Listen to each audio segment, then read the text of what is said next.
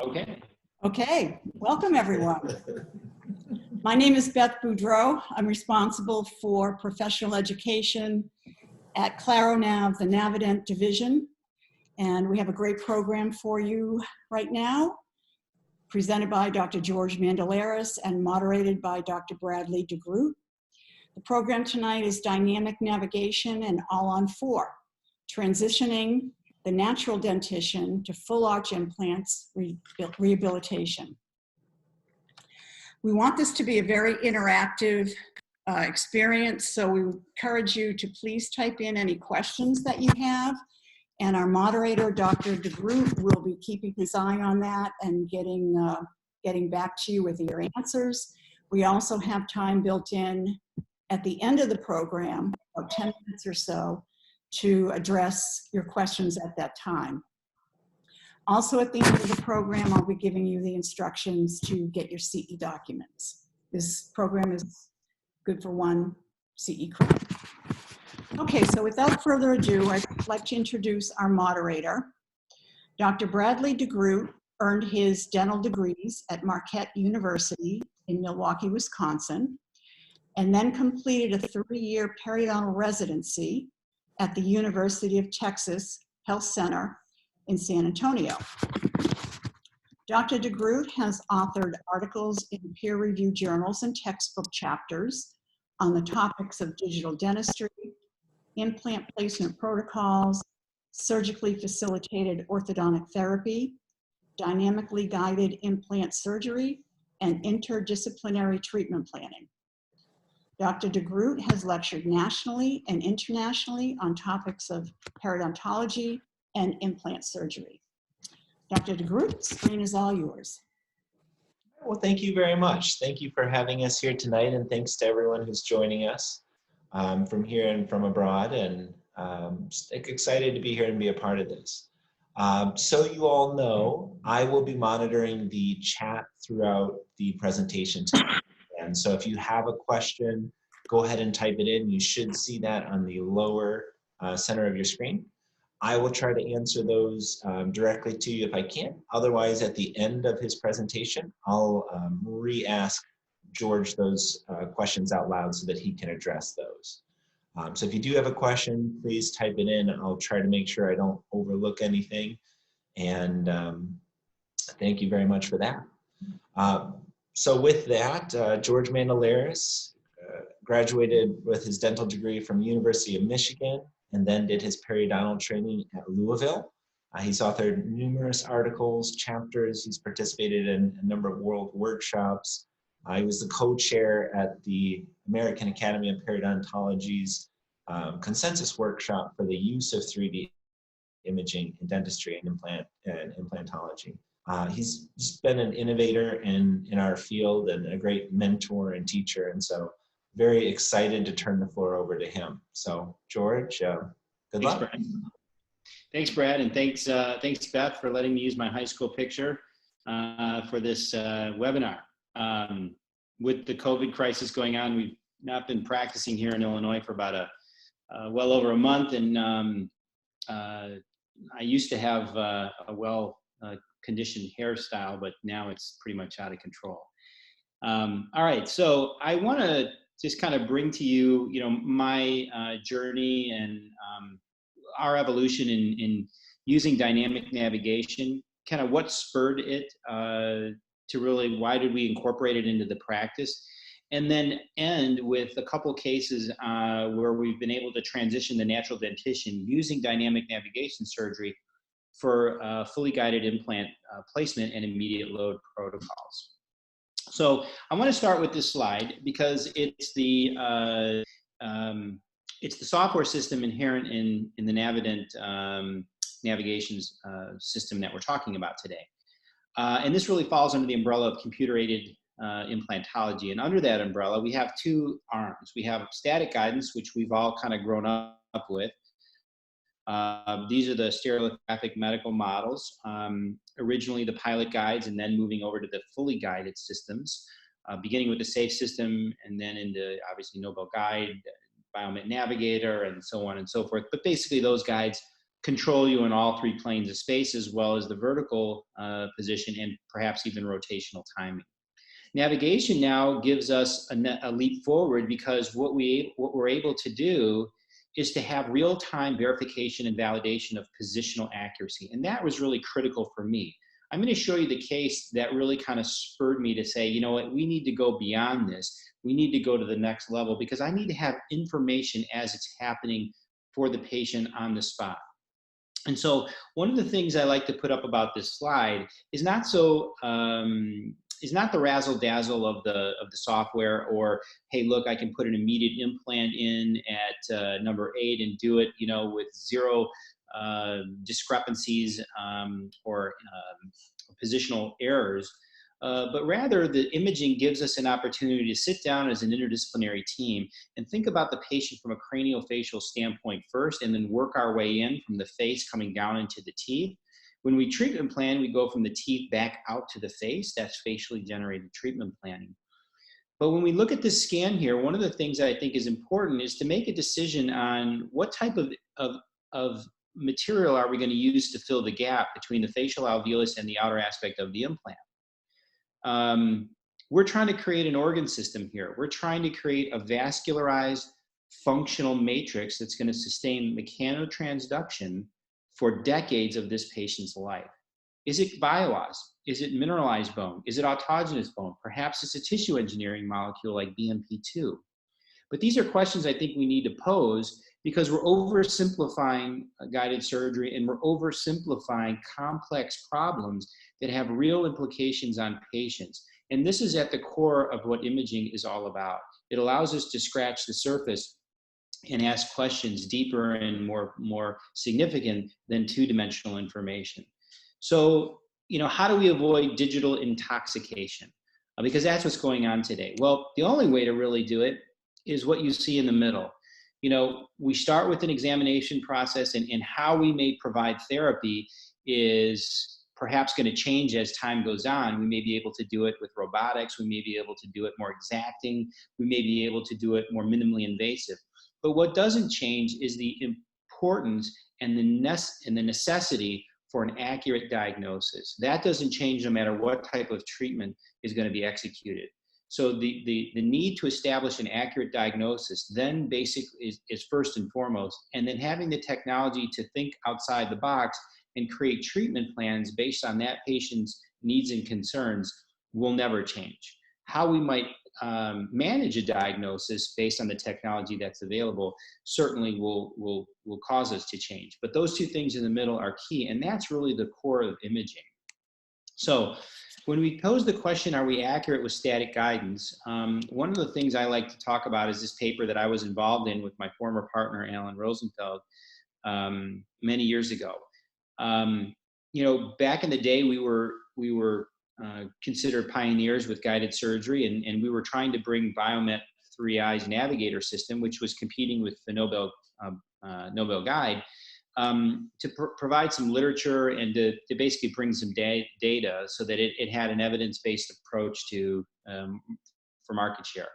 And so we were involved in this multi-center study that was spearheaded by Tiziano Testori, and we treated. There were 25 patients in this study, 8 centers in Europe. The 2 centers in the U.S. were our practice and Scott Gann's. And with all of us, we placed 117 implants. This was medical grade CT scanning. This was using Simplant. And then we basically placed implants using bone, mucosal, or tooth-borne tooth mucosal guides that were Biomet Navigator proprietary instrumentation. And so after the surgery was done, the patients would go back to the imaging center, have another scan, and then we would send that data to Tiziano, and Tiziano would basically merge the data sets, and a third party, a blinded person, would basically look at, you know, how good were we with our outcomes? What's our entry point deviations, our angle discrepancies? And what he found was, you know, a pretty reasonable outcome. In fact, these numbers are pretty accurate with what you found in the literature and with other systems. So it validated that system. What really made this study different is that Tiziano looked at something called the center of mass. And so what you see here is the implants in position where we had them planned in green, and where they ended up in red. And so you see a distinct difference between the center of mass and where all these implants were really off to some degree. But basically it went back to the positioning of the guide, because in almost all of the cases, the guide was not in the position from which it was constructed or from which it was developed. And so there was this discrepancy between the plan and then the positioning of that guide, which caused a movement. And that was actually the case in almost every case we did. In 18 of our 25 cases, had deviations of over a millimeter. Only 8, in less than 8 cases of 8 of 25 cases had less than a millimeter. And only one case, and that's what I really want to impress upon you, in only one case was there coincidence between what was planned and what actually occurred. And you're talking about, Tiziano Testori, you're talking about Scott Gans. I mean, some of the most world famous people involved in guided surgery. And these are the numbers that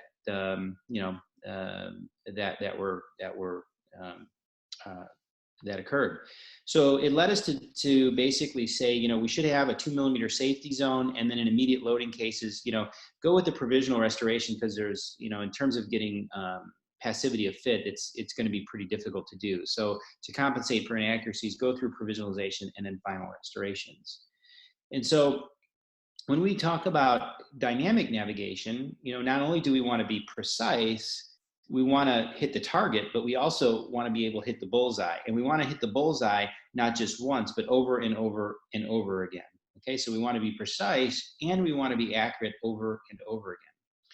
So again, getting back to imaging and kind of giving us an opportunity to think outside the box, think creatively, think at a bigger level. When you look at this case, number one, you should be thinking, well, that's a compensated upper incisor. That's patient probably from a craniofacial standpoint has a class 2 division 2 skeletal malocclusion, and these teeth have compensated as a result of that. The incisor angulation is not in the same trajectory as the native bone, so that tooth is going to require lingual root torque if we're going to get it in the right position and to overcome the compensations. This is a skeletal class 3 patient, and each one of them are going to present with inherent differences in terms of skeletal bone, in terms of bone around the teeth, and then potentially, this is going to impact mechanotransduction and loading forces distributed in the arches accordingly. And so with a situation like this, that's not a bad choice. An immediate implant there, you're going to have to manage the gap to a degree. But a situation like this, perhaps that type of an implant isn't the best situation, isn't the best implant size to choose. Well, I wasn't thinking that way, several years ago. This is a case I'm going to show you down the road. It's an immediate implant with the implant alveolus gap grafted with bio-os collagen, and it looks good on an X-ray. And this is my case that was done for this patient. We're going to use an angle correction, but the implant is really pretty much right where I had it planned. Didn't need to do much for the implant alveolus gap, and I thought everything would be, pretty slick, and I was able to do it minimally invasive. Well, after I started loading the implant, after the restorative doctor started loading the implant, this is what happened to the facial bone.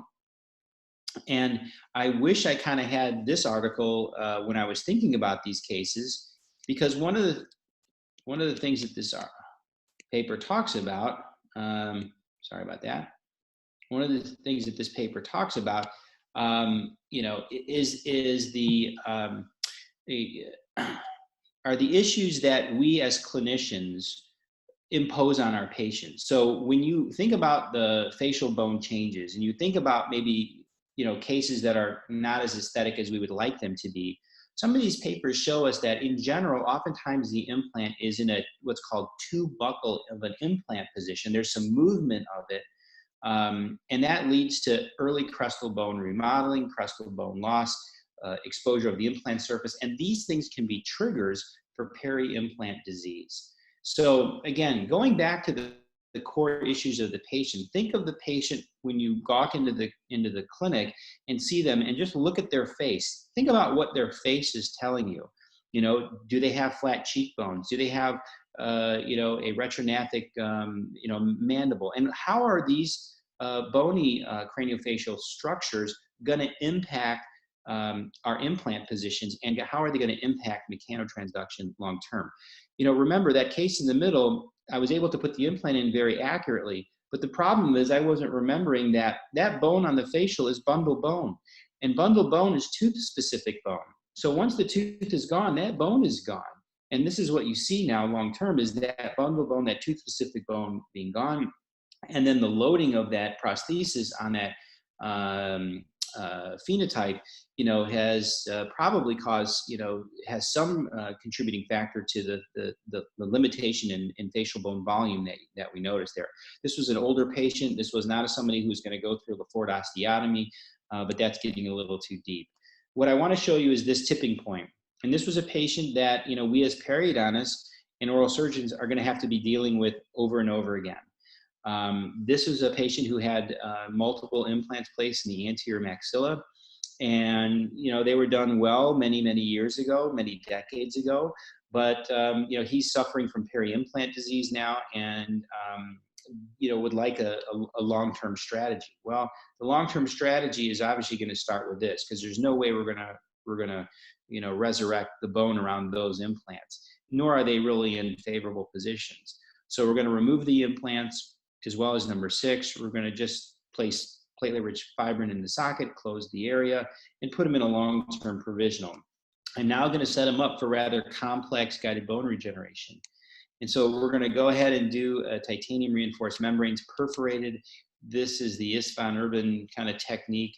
And we're going to be doing horizontal and vertical ridge augmentation using autogenous bone from the ramus, particulated, and then also incorporating tissue engineering with BMP2 and cancellous allograft.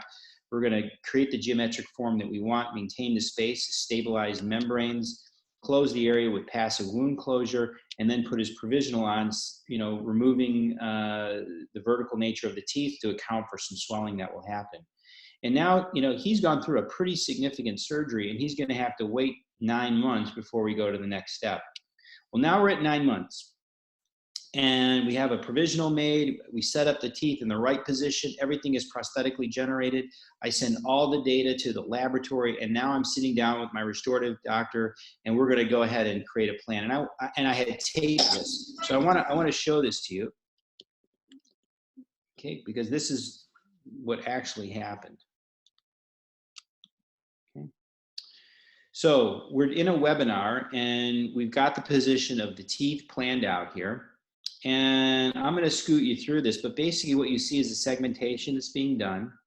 And now the lab is going ahead and positioning the implants. In this case, we're going to use the Biomet Navigator system. I was pretty comfortable and familiar with it. And I've got the implants placed in what I would say are relatively good positions. They're coming through the cingulum. Everything looks like it's going to be nicely screw retained. Space appropriation is well positioned, you know, and everything looks pretty good. And I want to call your attention to number 10. I think it looks in a pretty, I think it looks in a decent position. Things look pretty good here. So I don't know, we spend 30 minutes or so at lunch going over this case together. Everything looks good. Yep, go ahead. Let's order the guide. And you know, I can't wait for the surgery. So the surgery occurs. This is over 9 months now. I'm going to go ahead and open the flaps and take the membranes out, take the tacks out. Bone graft healing looks beautiful. Everything looks great.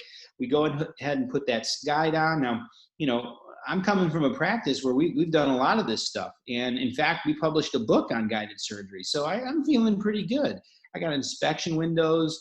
That's seated really well. And, you know, things are looking pretty smooth. And in fact, I had the lab make a conventional vacuform guide for me so that I can, you know, put direction indicators in and show the doctor, I'm putting these implants in exactly where you want these implants to be. And I'm documenting this case. Now the patient, Philip, has gone through, I don't know, maybe 9 months, a year or so of all this treatment, waiting to get to this moment when I'm about ready to put the implants in. And I go ahead and do that to the best of my abilities using the most sophisticated technology at the time, which was totally guided implant surgery. I go ahead and do a little contour grafting, put a new provisional on, take a photo to, you know, show how great that looks, go ahead and close the area.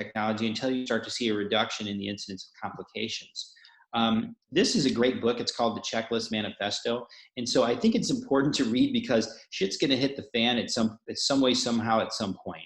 And you have to be able to not depend on the technology, but make sure that you have a biologic compass and a periodontal conscience. And what I mean by that is we have great technology, but we also need to kind of know how to do things the old-fashioned way and get out of trouble if something goes awry, and it will with any level of technology that you use. So this is a great read. When we talk about navigation surgery, no matter what system that we're talking about, we're looking at 5 components: a laptop to run the system, a drill tag, a jaw tag, a micron tracker, which is where the optically positioned sensor is, and then a mobile cart that maintains it. In the US, you're looking at Navident and XNav. The Inhalt system, to my knowledge, at this point is still not FDA cleared. It's in Canada. With navigation surgery, we have this coordinate mapping chain that ensures that the cone beam data set and the drill tip registration is and remains accurate throughout the surgery. So we're going to register the drill axis and our tips, our osteotomy tips to the system. We will calibrate the unit, and then the system ends up tracking as we are operating. There are some error potentials, and the error potentials are these, where there could be an accurate registration that's not observed by the operator. There's tolerance of parts. So if you're using a drill extender, let's say, you're going to have a little slop in that, and that will cause some tolerance that you have to be mindful of. Changes in the anatomy between the time that you take in the scan and the time that you operate, and then any optical tracking noise. Basically, by and large, if you don't recognize potential errors early, they are going to compound and magnify exponentially. The beauty of the Navident system is you have the opportunity to do accuracy checks. So at every step along the way, I can check and make sure that what I'm doing is indeed accurate before I go to the next step. And Brad and I have created a checklist of something that you can kind of look at and follow, which is kind of like a cookbook method of surgery.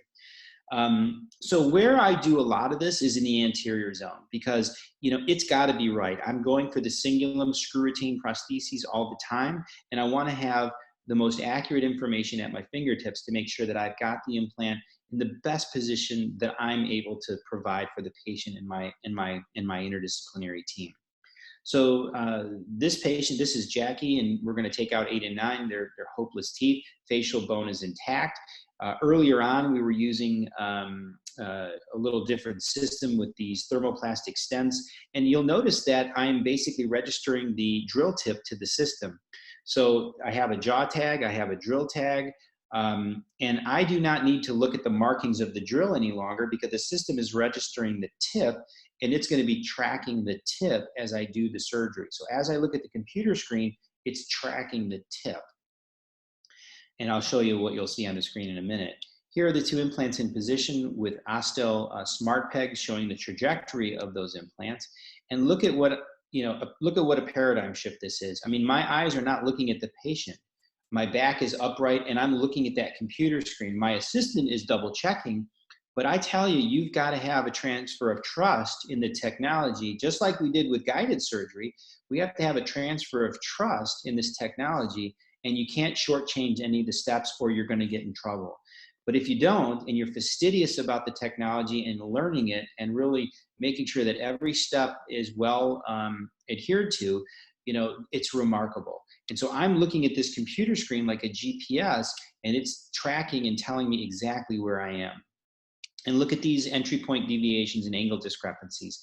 I mean, I don't need to buy a $200,000 robot to do much better than that. That's pretty darn good. I could have done a little better, maybe the angle discrepancy on number 9, but for the most part, those are pretty good numbers. And this is what's even better. Not only having a beautiful emergence profile of these provisional restorations done by Chris Ching, a wonderful dentist in Glenview, but well-positioned implants in not just the buccolingual and the mesial-distal, but most importantly, the vertical position, which allows the correct representation of the tooth form with enough running room and screw-retained access so we don't get ourselves involved with cement sepsis. And then here are the final restorations. This was published by Brad and myself, and then our mentor, really, who I think is on the Zoom call here, and with Luigi. He's really, I think, probably the world expert in this technology, and I owe a lot to him for getting me to where we're at. But we wrote this article. It was kind of an overview. It's a good paper and compendium. Unfortunately, as time has it, a lot of the technology is outdated now because we're not using the thermoplast stents and things have simplified. But that's what's so wonderful about Navident, is this company is continuing to innovate and continuing to push forward to make our lives easier, more predictable, more accurate as clinicians. This is a complicated case. It's a medically complex individual who has a hopeless terminal lower dentition. And so even though I've got the technology, and you're not noticing much with these other than these are kind of hopeless teeth, we have to start with the end in mind, no matter where we're headed. It goes back to that first slide of exam and therapy, but it's diagnosis and treatment planning, and it must be facially generated and it must be prosthetically directed. So we're going to start with a new denture setup for her, and then I'm going to plan backwards.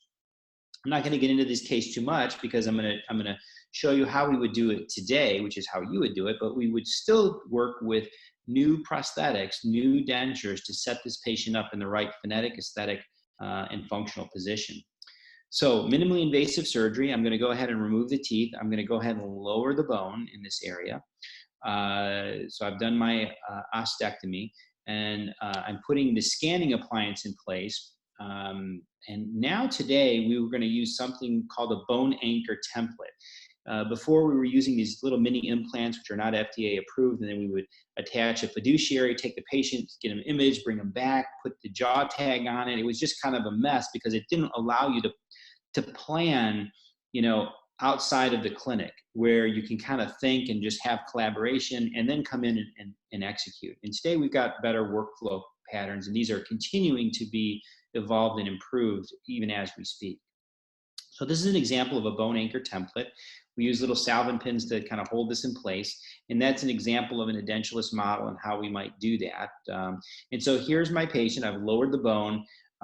This is when we were using the mini implant, but we don't do that any longer. Instead, today we would use something like this, where we go ahead and we would attach the jaw tag to the mandible. In the maxilla, I'm going to use a head tracker, although I can use a jaw tag as well. The head trackers are designed specifically to account for movement, and they are highly, highly stable, and I'll show you the newest editions of that. That was an example of the jaw tag circa 2018 or so. But this is the position of the implants and the immediate load process, which is going to now go forward. But I want to call your attention to the extent of the surgery. While it's not minimally invasive, it is less invasive than had I put on a huge surgical guide and done this with totally guided surgery. So, reducing the risk for vessel damage and just, smaller scale surgery. I mean, this patient took, a couple of Tylenol and that was really about it. She did exceptionally well. Still want to have a prosthesis to confirm that those implants are right where they need to be. And then the immediate load prosthesis there and there. And here's the patient in the end. And you'll notice the nice position of the implants and a really happy patient. And without, doing a rather complex surgery with exacting and precision technology today, allowing me to do it in as minimally invasive a context as I think I could have done it.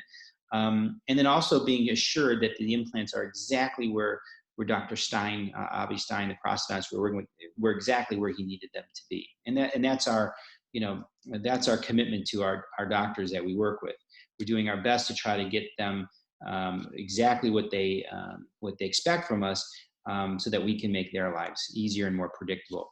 And then the wonderful thing about the technology also is that you can re-image this patient, and then you can really be humbled, because this is a software called EvaluNav, which basically allows you to register the preoperative plan with the postoperative outcome and see exactly how accurate you were. And so while this shows that, I look like I'm pretty close, I'm actually about 1 millimeter in terms of an entry point deviation. And my angle discrepancy is around 3.5 degrees. So pretty good, but not perfect. We're working hard. We're getting better and better. Now, I don't want to just sit here and kind of show and tell and show you my cases. I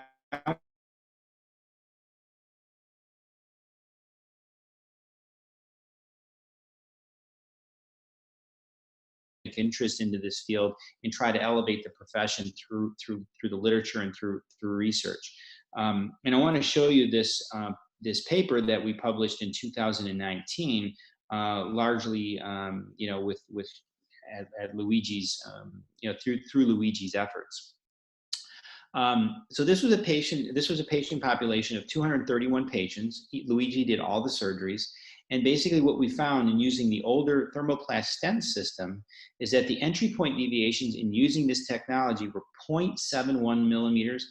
And look at the standard deviation. I mean, that's like nothing. And the angle discrepancies were, hovering around 2.5 millimeters. So that was our outcome, first publication in vivo data using this technology. And then the other thing that was interesting about this case is that when we compared doing the osteotomy site with navigation surgery and then placing the implant with navigation compared to doing the osteotomy site preparation with navigation and then putting the implant in freehand, you were better if you did the osteotomy site and you placed the implant with the technology. So even if you just use it to do the osteotomy site, if you look at these numbers, you're going to be pretty good. You're better if you follow it all the way to completion. And what's even better is when you don't give up. Because when you don't give up, you get better.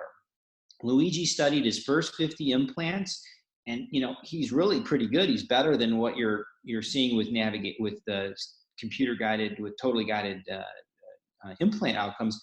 But when you compared his first 50 implants using the technology to the last 50 implants, you notice a marked improvement. Almost 100%. So we're getting better and better the more that we do. So taking things a little bit further, this is an edentulous mandible that we're going to use. Again, a scanning appliance here that's in place. And so this is something called point pairs registration. This was a bite appliance that we were using. We would image the patient at that point, and this is kind of what we would see. And again, this is called point pairs registration for an edentulous protocol. When we use the trace registration technology, which I'm going to get into in a minute, you'll notice that we no longer need these fiduciaries in the imaging, and the teeth become the fiduciaries themselves. This shows tracing at least 3 teeth. Generally, tracing 6 would be better, but your teeth become your fiduciary markers, which in the mandible, you still need a jaw tracker, but the optical sensor is basically reading the jaw tracker and then the tracer tool. So this is the dimple fiduciary points in the tray, which a patient would be scanned. Today, and this is what it would look like. And today we might use something like this with these metal fiduciaries in there in the edentulous protocol. So these are evolving and they're improving as time goes on. Just this last month, we had the good fortune of having some more of our work published in the International Journal of Periodontics and Restorative Dentistry. Again, these were patients primarily of Luigi, and he did the surgeries. He looked at 136 of his cases in 59 patients. And using this novel trace registration technology, which I'm going to talk a little bit about, we found very, very, incredible data points, so outcomes measures. So when you look at the coronal position of the implants, the mean coronal deviation from the plan was, around 0.6 millimeters with low standard deviations. When you look at the angle discrepancies, you're hovering around 2.5 millimeters, maybe upwards as much as 6 degrees, but that still, can be easily compensated prosthetically.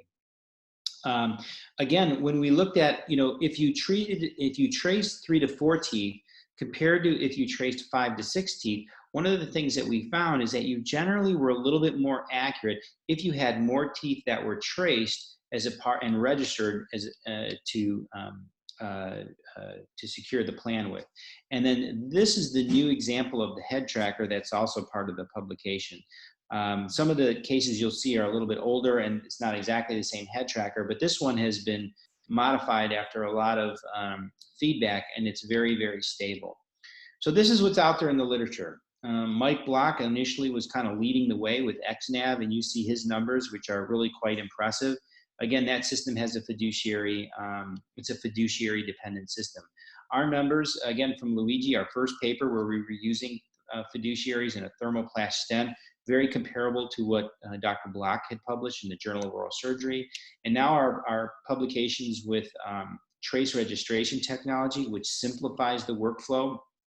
This is a paper that will be coming out in PRD, and then another one looking more so at the accuracy of placing implants with this technology in the pterygoid region. So pterygoid implants, obviously with vital structures being rather critical in that area, you need to be on point, and having this type of technology, as long as it's secured, it's very accurate, or it's as accurate as you are, let's say. When you compare some of this to static guidance with the systematic reviews, again, you have, relatively good angle discrepancies and entry point deviations, but I just would call your attention to the standard deviations because they're really quite large. And if you look at the Van Asch study where where a standard deviation could be up to 25 degrees and, 6 millimeters from an entry point deviation, you have to wonder, why am I even using a guide? Our numbers are much more tighter, and our tolerances are much tighter. Our standard deviations are much tighter. And so it's become very clear to me that this is really kind of the next emerging standard of care for guided surgery. Performing accuracy checks, which is essentially a way of assuring congruency between what you actually see on the computer and what you actually see in the mouth. So if I put my drill tip on tooth number 26 there, and it shows that I'm in the lingual of that tooth on the computer screen, or that I'm in the pulp, well, then I need to start over again, because somewhere, somehow, something happened where this isn't quite right.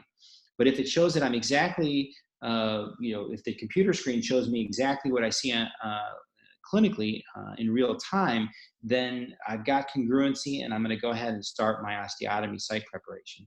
What you'll notice here is this is a jaw tacker that's actually affixed to the teeth using some simple composite resin. Today we have other opportunities as well. This is a jaw tracker that basically can be attached using some polyvinyl siloxane. It's really pretty simple, and it works very, very well. So you don't have to get involved in kind of messing with composite around the teeth. You do have to have at least 2 to 3 teeth for this to be secure, though. So in my 4 years of doing this, I think that from my perspective, the advantages of navigation surgery, I can only speak for Brad and I, is that it allows me to do real-time verification and validation of positional accuracy. That's really what it's all about. Real-time information. It's dynamic. So I can change on the fly.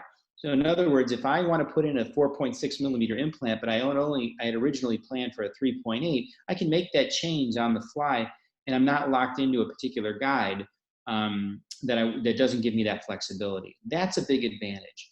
It does allow me to perform minimally invasive surgery, and I can do it much quicker. If I've got all of my ducks in a row, then I can do the surgery the next day. I don't have to wait for a guide to be made.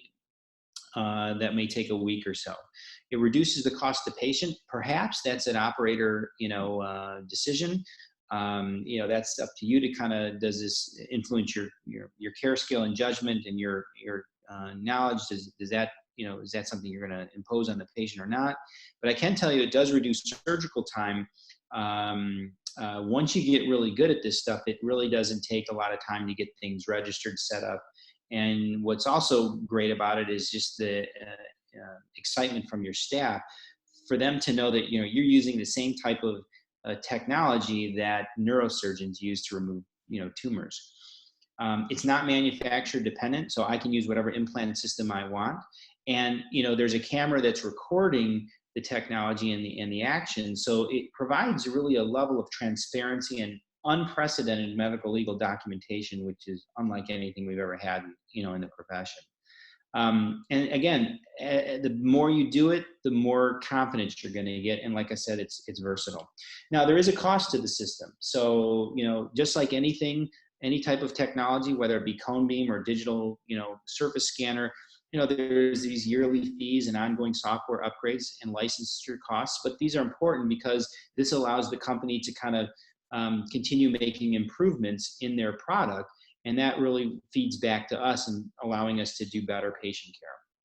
This is a company that's all about integrity and all about advancing things for humanity and for the right reasons, and that's why I'm working with them. Their edentulous workflows are not perfected yet. I'm going to show you two cases at the end, but they're getting there, and we're working hard to try to improve protocols.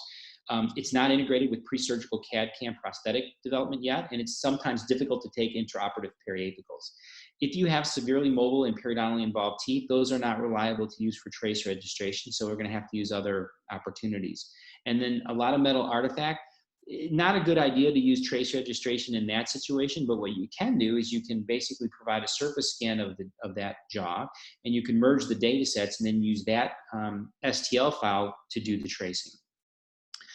You can't control rotational timing, and there is a bigger learning curve. But let's look at where it matters. This is a 7-year-old, and I'm not putting implants in a 7-year-old, but I want to just show you kind of like, we think of it in terms of, just operating on a patient in that particular day. But when you think about the journey that the patient has been on for that particular moment that you're operating on them, there's a lot on your shoulders. There's a lot of trust and confidence there, because this is supposed to be something that you do once for somebody, and then it lasts for a long period of time. And if we're part of the problem because the implants aren't in the right position, or they're too buccal, or they're too this, or they're too that, and we haven't planned them properly, and we haven't used the right technology to execute them at the best of our abilities, then that's really on us. So this patient has become 13 years old now, and luckily she was in the hands of a wonderful prosthetist who told her that this is an acceptable orthodontic position.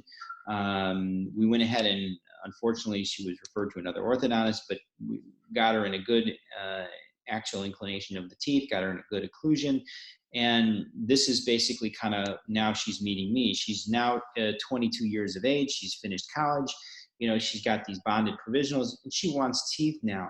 So think about this, 22 years old from age 7.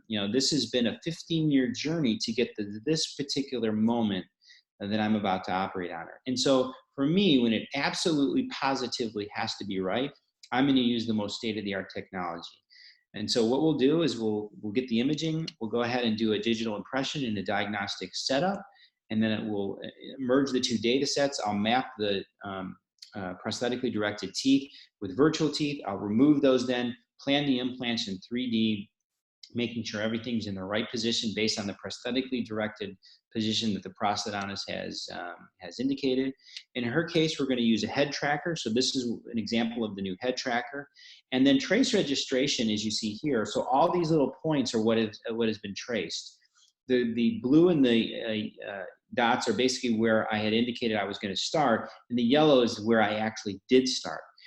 But trace registration is essentially a volumetric mesh that gets generated using an algorithm through a tracer tool, which essentially is like a stylus pen that has this tracker attached to it. And the dental surfaces register to them, and then it renders the patient anatomy. So with this much green on the screen, I'm pretty confident that what's been registered has been accurate. But what you'll notice is that there were only 3 points that were started. And I really would have done 6 today if I had known then what I know now. First thing we do, minor flap surgery. I'm going to put the dental gingival complex in the right position for the biologic width. And we're going to go ahead and do a minor aesthetic crown enhancement. I'll also go ahead and do cortical perforations because I'm going to do some contour grafting with that. And then we're going to do receptor site preparation so that I have the bone topography in the right spot. I know exactly where to put the implants in a vertical position. And that's probably the most critical thing. So here what you see is dental, gingival, and peri-implant complex positioning so that we get the right tooth display and we get the right position of the implant in the vertical plane. Cortical perforations to encourage angiogenesis. And then here you see me operating on my patient. That she's wearing a head tracker. I'm using 2 hands to kind of stabilize the implant, the drill tracker, and then this is the computer screen that I'm looking at. You see the target view there on the left, And I'm basically following the system is following the tip of the drill to the final vertical position. I'm able to look at angle discrepancies and axial deviations. And there, the implant in position in the clinic, and then one-stage implant surgery, evaluav showing relatively impressive entry point deviations. Angle discrepancy off a little bit on number 7, but really quite good at number 10. And then one of my first cases was basically a replica of what Alan and I did, 10 or 15 years ago. And that, we needed to trust the technology. And so what we did was we were going to use navigation surgery, but I'm also going to have a stereolithographic guide, because if something goes wrong with the navigation technology, I want to be able to fall back onto what I know best. And so what I had done here is I had a stereolithographic surgical guide made. I'm going ahead and doing the case with navigation surgery, but I'm also going to have this as a fallback. So the fallback is going to be navigation, the technology is going to be navigation surgery with vacuform suck down. I'm going to go ahead and do my osteotomy site preparation. And if everything that I've done with navigation surgery is right, the guide should fall right over the center of that direction indicator, and you notice that it absolutely does. So that osteotomy site was created with navigation, and I'm using the stereolithographic guide to make sure that that's correct. Because I can't control rotational timing, and this custom healing abutment was made with the hex kept in it, I was off a little bit, and I had to modify that. But that's the end of the surgery. There's the position of the implant.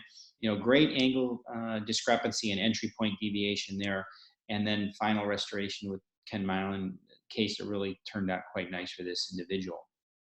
Opportunities for flapless surgery. Again, kind of complex extraction socket grafting with BMP2, planning the case out there using a cingulum approach, and then just using a little cookie cutter approach, head tracker, tracing the teeth, and then positioning the implant in the right position, plenty of soft tissue. There's where we started, bone grafting, and then the implant in position. There's the cross-sectional view post-surgery, and then the provisional being put into place. And then 2 weeks later with nice emergence profiles, and really a great result for this patient with a screw retaining restoration. You almost can't really tell which is the implant, which is the tooth. An immediate implant here gets a little bit more difficult because you're bouncing around a lot in the socket. There's validation and verification. This is the provisional in place, and then the evaluav. I'm going to kind of move through some of these because I want to get to the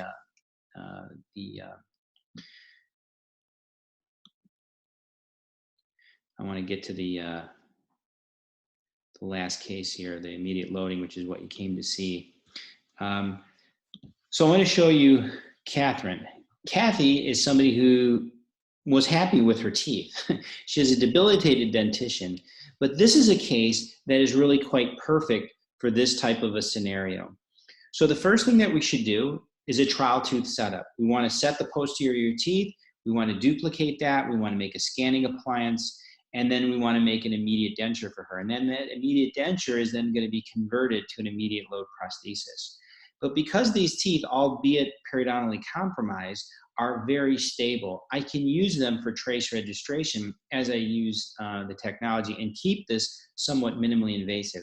In her case, we decided to do bilateral sinus grafting at the same time as placing 4 anterior implants. And so what I'm going to do, and this is Kathy and this is her smile, is we're going to plan her case out.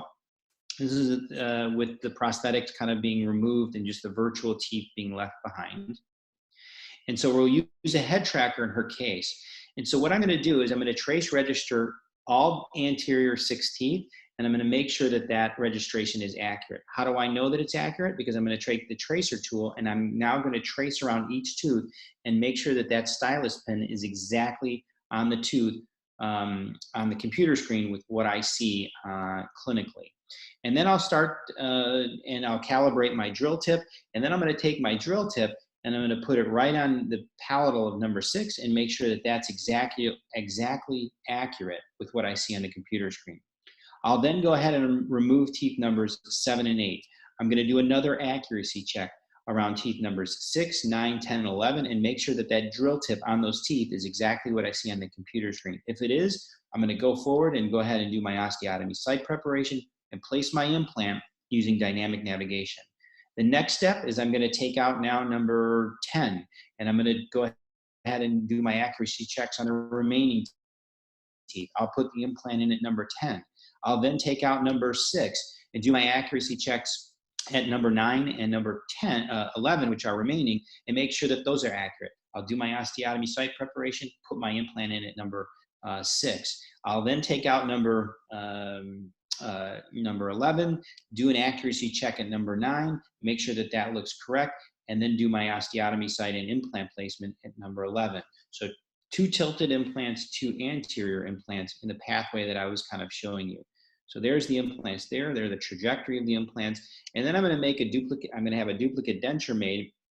I'm using angle corrections here, but I make sure that those are exactly where they should be, where they were with the plan. And I'm going to confirm that those are in a good position prosthetically. So there are the implants in position. We've got 4 implants in the anterior maxilla with angle corrections. And then I'm using a denture to make sure that that is, the angle corrections are correct. We do our sinus grafting, we pick up the prosthesis, and the lab technician is now converting that in the end. And you see there are the implants in position using the technology that we've talked about, and then the immediate occlusal load abutments, and then the prosthesis loaded in place with her occlusion checked. And there it is from the occlusal view. You'll notice most of them are kind of coming through the cingulum areas. And this is how Kathy started, and this is how how she left. And so for me, it's a defining moment because we're able to take a very complex surgery and really get it done very accurately and to an extent minimally invasive and transform her life. This is the power of what we do, as a profession, and using a team approach. We can transform people's lives, and she doesn't need to go to an implant supercenter to have this done. We can do this right here in our communities, using this novel technology. This is the post-op scan, and you'll notice that the implants are, really well situated in the available bone. Because I didn't have little mini pins put in, I wasn't able to kind of cross-reference the plan with the outcome and use the EvaluNav software. But I want to end by showing you one of my good friend Luigi's cases. And in this case, basically what he's going to do ahead of time is he's going to put in these little Salvin mini screws because he's not going to have the luxury like I did of having stable, although periodontally involved teeth to trace and then register and then perform accuracy checks as we selectively remove teeth and place implants while we use the technology. So if this was a lower case, we would use a bone anchor tag, as I showed you before. Here we're going to do a digital surface scan, and then we're going to go ahead and make a denture setup. This denture setup will be our scanning appliance, and we have little fiduciaries in there that you notice. This is the scanning appliance. This is the plan in place. These are the little mini implants, the little mini Salvin screws that were put in the upper jaw before the surgery occurred. And so we will be able to register these little mini, we'll do our accuracy checks with these mini implants. We can kind of cross-reference the two. And so here is the prosthetically directed plan. We've got the teeth in the right position, the dentures set up facially generated. And there are the implants in position. This is the immediate load prosthesis against the lower denture. And unfortunately, with the COVID crisis happening, all over the world, Luigi didn't have a chance to do the lower arch just yet. But let's kind of look and see exactly what he did do. This is a little movie that he provided to me, and I want to thank him for that. And you can kind of watch and see, what he's going to do. He's going to place 2 pterygoid implants. Again, the implants are all been set up prosthetically directed. And so now we're going to go ahead and calibrate using these mini implants. He will trace and do our accuracy checks. So there's the accuracy check. You see the stylus pin is exactly on the Salvin screw, which is in the jaw. There's the planned implant position on the right pterygoid position. the right pterygoid implant. And now he's looking at the target view, and we're trying to look at that bullseye and making sure that we're exactly accurate. Now, if there's a question, he can pull that drill tip out, he can touch one of those little mini screws, and he can look at the computer screen and make sure that where his drill tip is exactly what he sees clinically. And if that's the case, then he'll proceed and finish the osteotomy site preparation. So what you'll notice as we're moving forward here is you can see the target view, which will come up on the left here. And that target view is showing us not only the entry point deviation on the top, so he's about 0.5 degrees from where we planned. He has 1.7 degrees or so, he's off angle, and he's got 9.5 millimeters to go to create the osteotomy site to complete the depth there. And so this is essentially what navigation surgery is affording us. Real-time verification and validation of positional accuracy. He's trying to, really thread the needle in the pterygoid areas and then get the implants in the ideal position in the maxilla. And you'll notice here, again, we're calibrating, taking things to completion and placing these 6 implants, in an edentulous model, and then moving towards the immediate load prosthesis. So thank you, Luigi, for providing that to me. As I think about future directions with this technology, we have expanded opportunities for navigation, not just with prepping teeth and shaping teeth, but we can incorporate haptic technology for improved control, probably facilitating the digital workflow process where we can merge soft tissue data with intraoral surface scan that's already here. Using cutting guides, perhaps. Some of the technology allows us to use piezo surgery and create cutting paths with navigation. We can use bone reduction under a navigated approach. We can, as I showed you just now, using pterygoid implant surgery, zygomatic implant surgery can be navigated, corticotomy surgery, bone harvesting, cuspid exposures. The next step is really to kind of integrate this into a digital operating room. This is our operating room. We're really the only periodontal specialty practice in all of Illinois that has an office-based surgery center that's accredited through the AAAHC. So we kind of work in like a mini hospital, which I think underscores safety and infection control and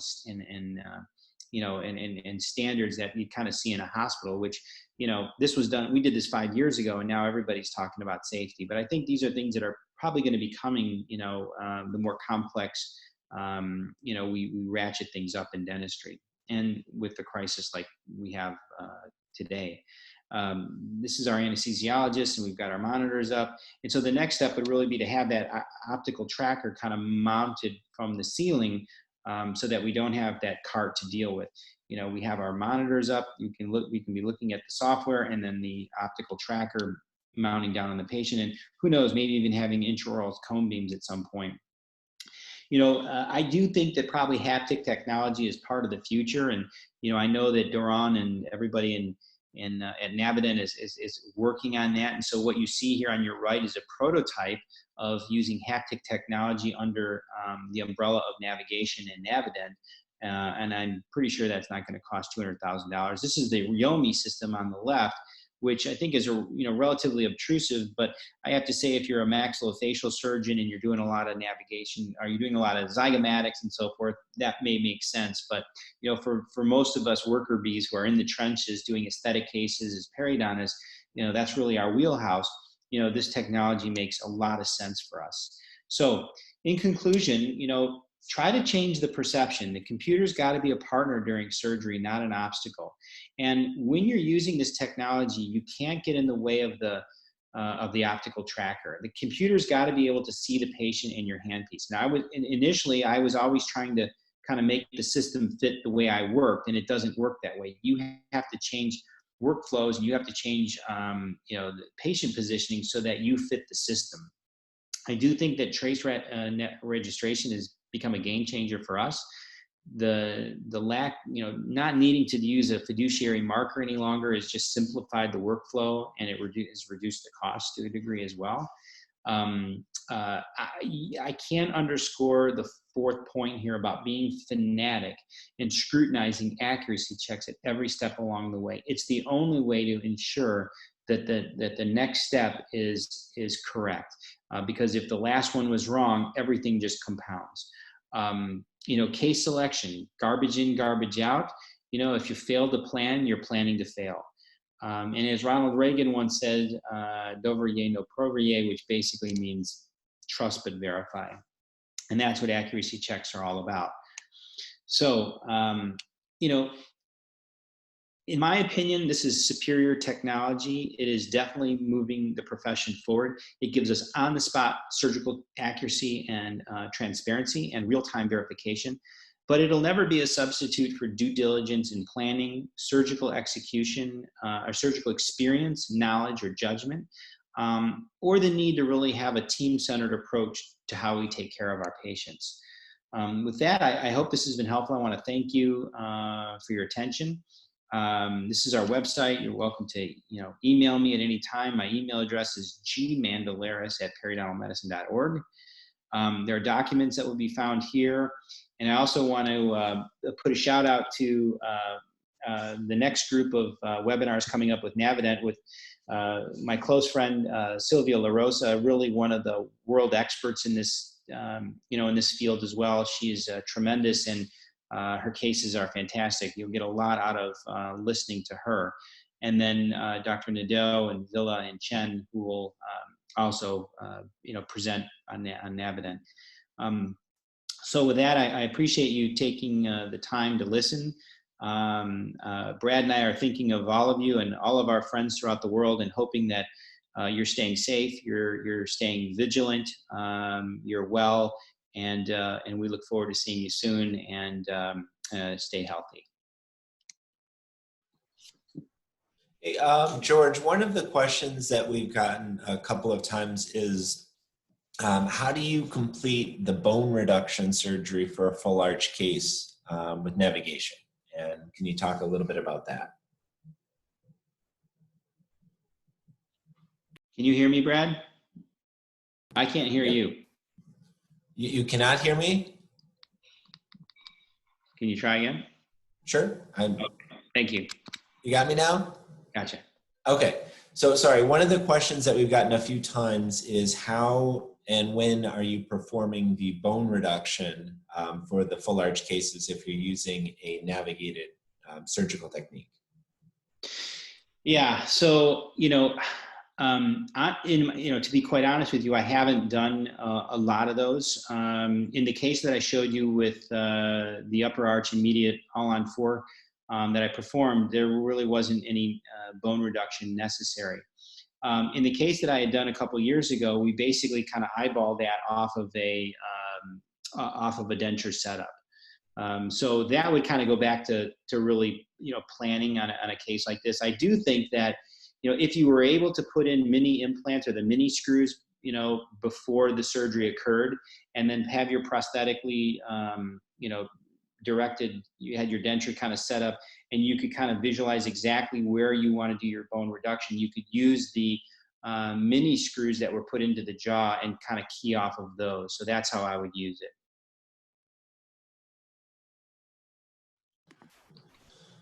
And so then the other, I think a lot of the questions were just on the workflows and are you able to plan the case in advance? And I think we've sort of addressed that with the mini screw protocol.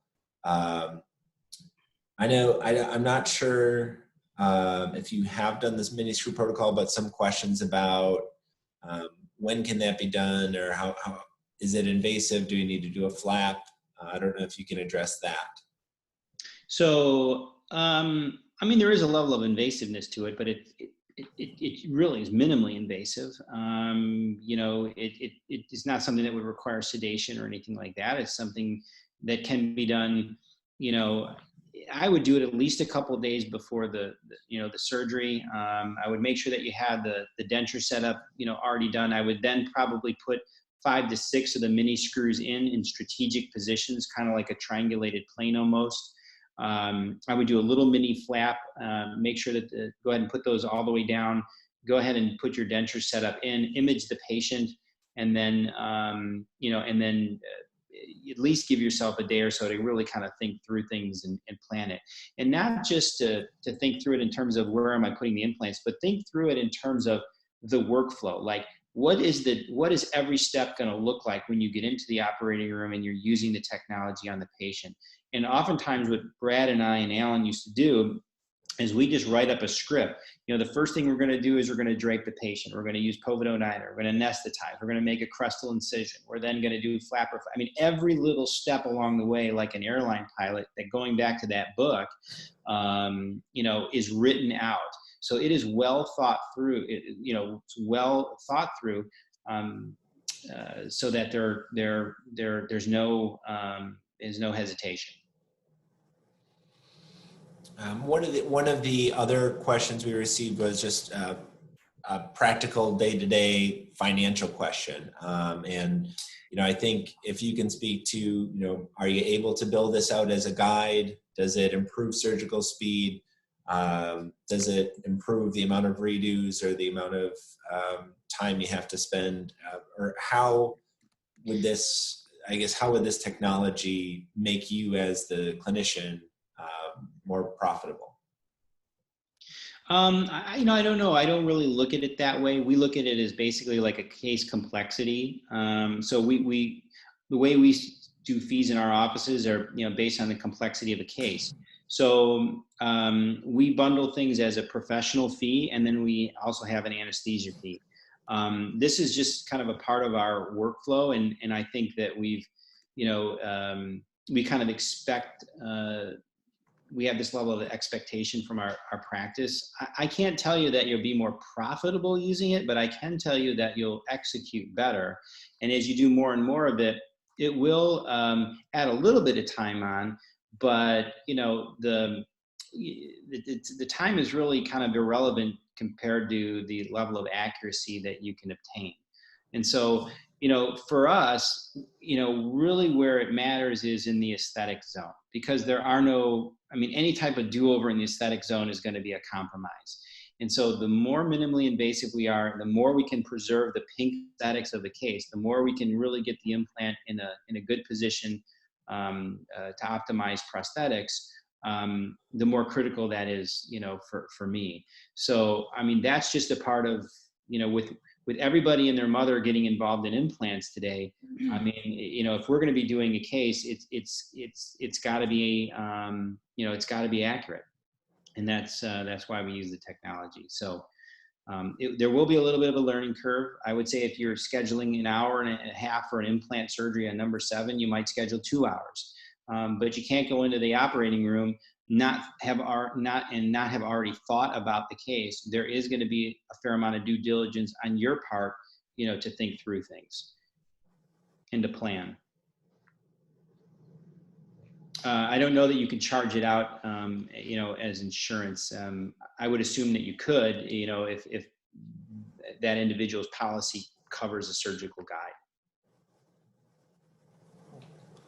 I think, unless I missed something, we've covered all of the questions. So thank you again to everyone for participating. If I have missed you, you can fling it up on the chat real quickly and we'll try to address it. But otherwise, have a wonderful evening and stay safe.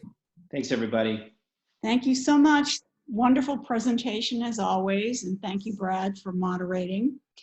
To all the attendees, you will be receiving within the next day or two an email to the email address that you registered with.